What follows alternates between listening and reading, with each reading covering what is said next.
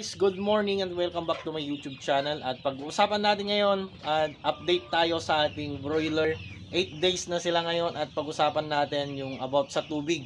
At anong araw tayo nagbibigay ng vitamins at kailangan bang magbigay ng vitamins. Yan, pag-usapan natin. Tara!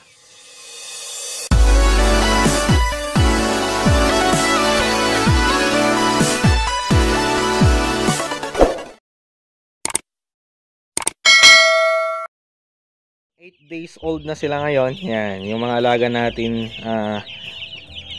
broiler. Yan.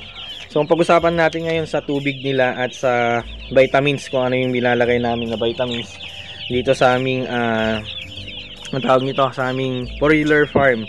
So, yun, pang 8 days na sila ngayon. Ang pinaka-importante po sa pag-alaga dito, yung management natin. Tapos yung paglalagay natin tubig, like example nito, maghapon na to, di natin nakita, ang dumi-dumi na po. Kung napapansin natin, madumi na yung tubig. Yan yung cause din na may makukuha silang bakterya at hindi din maganda yan sa alaga na nating manok. So, ang gagawin natin yan, lagi po tayong nakabantay sa tubig nila. So, ilang araw naman bago tayo maglagay ng vitamins. At ano yung vitamins po na ating mga nilalagay. So dito sa aming farm, ang nilalagay po namin ay Bitrasin Gold every other day. So sample natin sa Monday, pure water tayo. So ganyan, 8 days old na sila. Sa unang araw, sa like example Monday, naka pure na tubig tayo maghapon. Then bukas magbibigay kami ng vitamins. So yan, every other day ang alternation namin ng vitamins para hindi din sila hindi din maganda kasi kung puro vitamins din yung ating alaga. At yun yung napansin namin dito, doon na kami nag-focus sa formulation na yon, every other vitamins. Kaya nangyari, nagiging healthy po tong mga alaga namin. So ngayon, kailangan bang ang mga ilaw natin diretso bang nakabukas? Ganun ang pag-usapan din natin.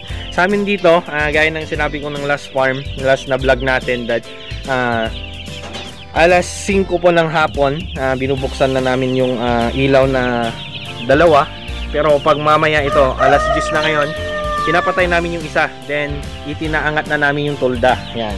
Kasi mainit na, yung tolda na to, inaangat na namin. Yan, sample. Yung tolda to kasi na i-close na ganun.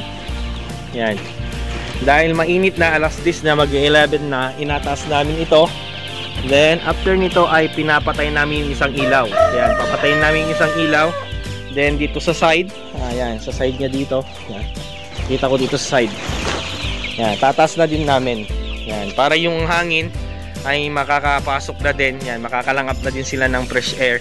At yun yung importante, yung nakukontrol din natin yung init sa loob, para yung temperature ng init sa loob ay mababalance natin para mas mabilis silang lumaki. Kasi sobrang init at malamig, yun yung cause na hindi dire-direksyon na kumakain mga yan. So yan, healthy sila as usual na nakikita natin, napaka-healthy nila. So 8 days sila, nasa 5 days pa. Ilang days naman bago kami magbababa, ay nagbababa po kami 14 days. 14 din sila dito sa brooding area, then 15 days binababa namin sila. At yun napaka-importante po sa pag-alaga natin. So yan, so malinis na tubig, yung vitamins natin dapat hindi lagi din, every other day. Then yung init ay dapat mamatali natin maayos. So sa baba, tignan natin sa baba. So ito, yung mga nasa baba. Ay, yun yan, naka-vitamins sila ngayon. So yung vitamins ba, ang tanong din ng iba, yung vitamins ba naka-steady yan? Napapanis po yung vitamins, nasa 2 hours lang yan.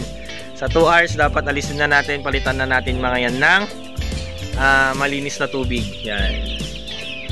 Yan, papatayin ko na tong ilaw na isa kasi sobrang init na dito sa loob. Yan, kasi dito sa farm, kung makikita natin, yan, may mga tulda yan, sa palibot tulda yan. Dito ko ililipat sila after ng 15 days, lipat na namin yan dito. Yan. Disinfect namin yan. Yan. Tapos dito, disinfect namin dito. Yan nalilipat mga to after 15 days. So, ang gagawin natin ngayon ay magpapalit na ng mga tubig. Yan. Papalitan na natin mga tubig nila para mas healthy sila. At mas mabilis silang lumaki. So, yan pag na pipil din nila na nalalamigan sila, nakaka-relax din mga yan. Yan, bubuksan din natin to. Yan, kasi ito nakatali mga to eh. Yan, para papasok yung hangin.